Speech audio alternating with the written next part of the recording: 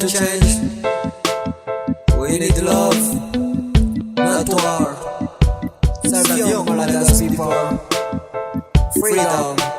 Vavakana toko, fangatagna toko. Malagasy dako izigny mba ivôtro. Satria fa olo jiaby zao somary manjomoko. Atsika olombelo samy mandry enta-môtro. Fiainagnantsika anketo mba hialan-drako. Hoafaranatsika ty ho samy mety kao. Ela ny jaliagna, ela ny taregna. Mitady hafaliagna gasy mila avitry.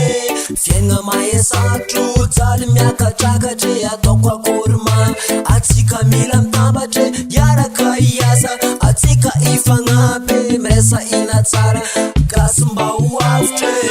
Gasy mila avitry, atsika hitambatry. Iaraka ifagnampy, anakatrany lagnitry. Gasy mila avitry, atsika hitambatry.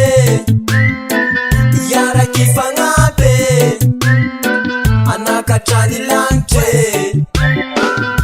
On a besoin de vivre, on a besoin de vivre. Pas besoin d'être libre, on a besoin de paix. On a besoin d'aimer, besoin de partager ce qu'on nous a laissé. Tous, on doit s'élever. Madalou doit se souder, on doit s'entraider. Main dans la main, on est numéro 1. Nourrissons, nourrissons ceux qui ont faim. Donnons-leur la main, ne les laissons pas seuls. Ceux qui ont besoin de tout et de rien. Yes, Diamond one less, less. Hey, Madago, Madago. Gasy mila avitry, atsika hitambatry. Iaraka ifagnampy, anakatrany lagnitry.